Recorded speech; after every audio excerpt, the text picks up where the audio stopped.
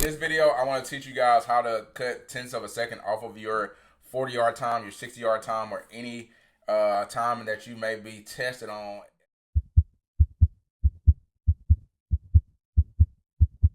I want to show you guys in this video how we do that. And so let me share my screen with you real quick. Let's jump in. So I'm going to play this video all the way through first. This is how I watch tape or watch the film of our athletes. And then I go back and I break this film down because it's important that, one, I'm able to see every athlete, and then two, I'm able to see what can we work on and fix from session to session so that we're building. Athletic development for me is what can we do over the long-term process versus what can we do right now in this short term. It's kind of like basketball. Basketball is a great sport because I can make 100 examples off of it, but it's like whenever we get athletes in for basketball, right? You have to ask yourself, like, what's the strengths, what's the weaknesses, and then what can make us a better player from season to season.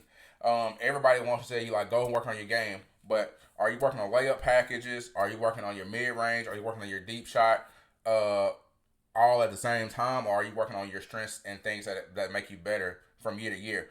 You have to think about it in context of, like, what's the team asking, what's your coach asking, and then if you can think and put that into context, all right, well, a lot of these plays we run in motion or we run in 5 hours, things like that, and I'm getting open for the, or special, or whatever y'all call it, ISO, we're going and I'm getting open for the mid-range, or we need somebody to hit those middies. Well, you probably need to work on a lot of mid-range shots in the offseason. If you're not a good finisher, you probably need to work on just doing a lot of layups in the offseason.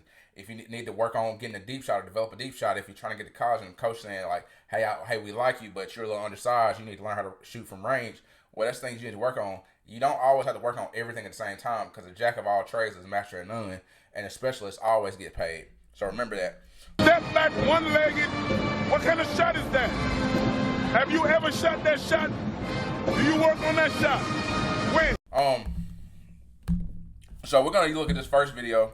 My bad. We're gonna look at this first video, and I'm gonna slow it down and frame it. Trying to make the video too long. It's already 2 minutes long, so already too long. But I want to look at a few things, and I'm gonna give y'all the longer version on my YouTube channel. So if you're not subscribed to Legends of Athletics, go to YouTube or the Red app, whatever, and subscribe to Legends of Athletics. So we start off here. We're a little flat. Our front foot is flat. Our hips are way behind. Our back foot is good. Our chest is good. Hips, like I said, everything's a little flat. And so what is this going to cause? I'm going to slow this down. I'm not going to show you the whole thing because a lot of this is stuff that we do within our camp. But I'm going to show you guys some stuff that'll help everybody for right now.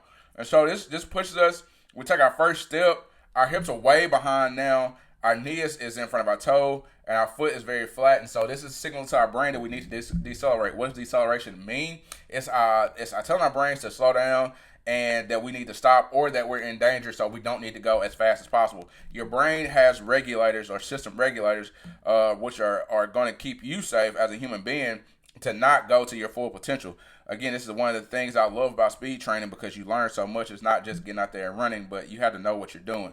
So here you can see step 1 was very flat, and then on step 2, our shoulders are over our toes, which is good. It feels like you may feel like you're running faster, but it's kind of hindering you a little bit here. Our hips are in or a little bit behind our ankles. Our knee is in front of our toe, which is good again, but the hips aren't moving. And so if I take this back a little bit, and I'm speaking fast, I'm sorry, y'all. One, I got pre-workout going through my veins right now, so I got to get to the gym. And then two, I talk fast naturally anyway. So that's flat. And then you say step 2, or you can't really see step 2 because we get out of frame a little bit. But step 1 sets up the rest of the race, and we're still a little bit behind, so our hips aren't really moving through space. Now, let's go to a cleaned up frame here. We're in a better position here. We're a little bit exaggerated with our front toe, but that's not bad. I'd rather be too much than too little. We have a better position here. Chest could be a little bit higher, but I don't mind a low chest. Our hips are right there between our feet, so we have a good base, great center of gravity there, so we're not off balance there. If I pull this front foot away, she will fall forward. If I pull the back foot away, she will fall backwards. So therefore, counter or balancing perfectly between those is great. But our knee is in front of our toe. We're ready to accelerate. We're in a great acceleration position. Now, from here, Our foot stays anchored to the ground, so everything is pushing forward on step 1. We're not wasting step 1. So I'm going to go back real quick. On step 1 here, the foot is anchored, but as you see, it has to flex and start pushing to the ground when it gets forward. And then here, we're already in that position to push, so we're not having to reset anything like that. Now, on step 1, look at, because we started in a good position, our hips are still between our knees and it's traveling with the foot that's in front. So we're not just wasting time with our feet, and we're not just wasting time, we're just moving our legs real fast, but our hips are moving with it as well. All right, we're getting ready to go to step 2. Hips are in front of the toes. Knee is still in front of the foot.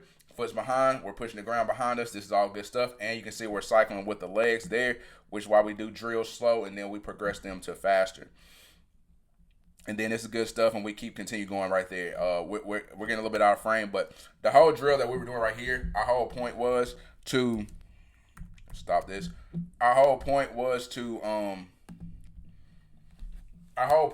work on our first step, and that's the thing that we look at. We're doing some things differently within our camp that I think have really translated to better times immediately, because even as a coach, there's things I have to change in order for us to be better. And sometimes things get mundane, and so you have to know when and how and be sensitive to when something needs to change in order to elicit a response. And so it's all about that. Again, the long game. How can we have long-term athletic development?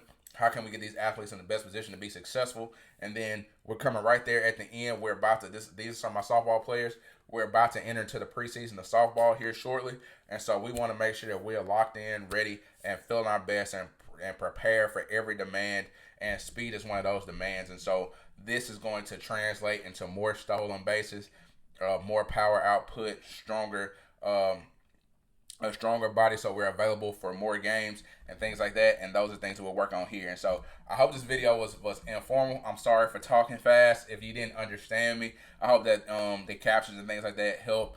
But if not, just let me know in the comments or inbox me and say I can't understand nothing that you're saying, dog. And so we'll work on that, and I'll work on that and being better on my end. Anyway, if you want online training, email legendsofathletics19@gmail.com or go to legendsofathletics.com, legendsofathletics.com, and hit me up there.